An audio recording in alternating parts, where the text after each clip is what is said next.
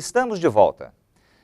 O assassinato de mulheres em razão do gênero é chamado de feminicídio, ou assassinato relacionado a gênero.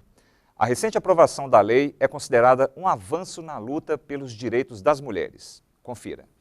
Dados da ONU, Organização das Nações Unidas, revelam que 43 mil mulheres foram assassinadas no Brasil na última década. Em Minas Gerais, os números levantados pela Secretaria de Estado de Defesa Social são alarmantes. Seria em torno de 47 feminicídios por mês. Foi constatado em torno de 283 feminicídios no primeiro semestre do ano. Eles fizeram uma comparação em relação aos 3 últimos anos, os dados estão praticamente estabilizados.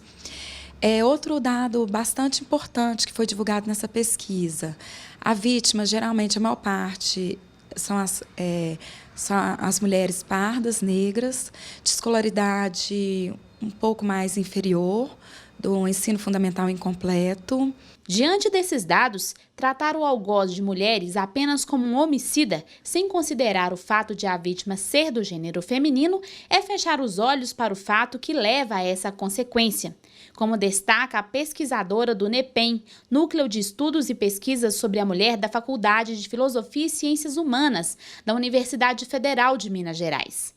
A violência contra a mulher não começa com o assassinato da mulher, né? Infelizmente, né? E o assassinato é o ponto de culminância, é o ponto de chegada de um histórico, de uma trajetória de experiência de vida, de, às vezes, anos de viver sob o jugo, né, da violência de gênero, da dominação daquele homem, daquele parceiro sobre aquela mulher. A delegada destaca que, muitas vezes, até chegar à autoridade policial, a mulher já faz parte de um velho ciclo vicioso em uma relação em que prepondera a violência. Primeiro ela vive aquela iminência da ameaça e tudo, depois ela vive a ameaça e agressão propriamente dita, e depois vem a lua de mel entre o casal.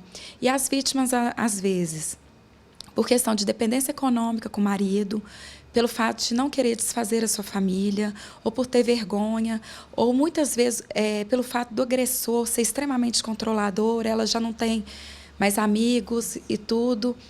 A vítima tem dificuldade de tomar esse primeiro passo de procurar uma autoridade policial. A necessidade de dar uma resposta mais dura e diminuir a tolerância com os assassinos de mulheres fez o Brasil dar um passo adiante, passando a tratar como feminicídio o assassinato intencional de mulheres apenas pelo fato de serem mulheres.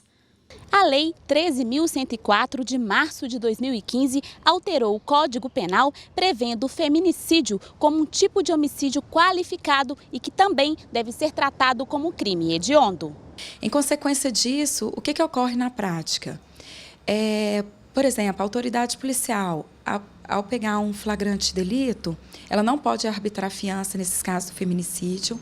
Nesse tipo de delito não cabe anistia, graça e indulto. Teve alteração em relação à prisão temporária, que o prazo foi estipulado de 30 dias, que pode ser prorrogado por igual período, tendo realmente uma necessidade comprovada.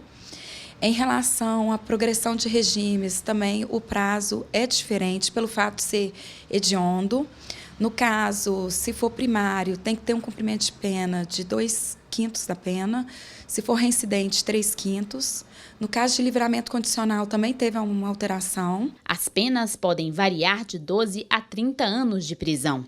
A lei pontua ainda alguns agravantes que podem aumentar o tempo de pena em 1/3.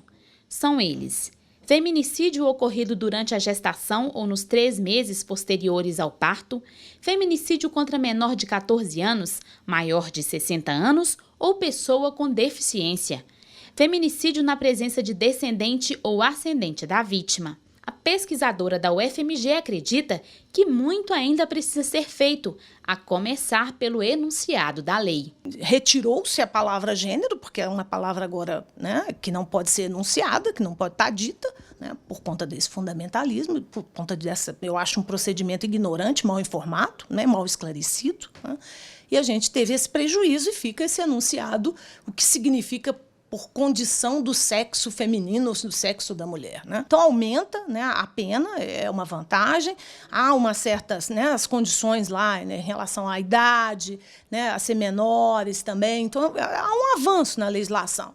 Mas eu acho que ainda é um avanço moderado, né? A gente foi pouco ambicioso e pouco ousado se a gente compara com outros países latino-americanos.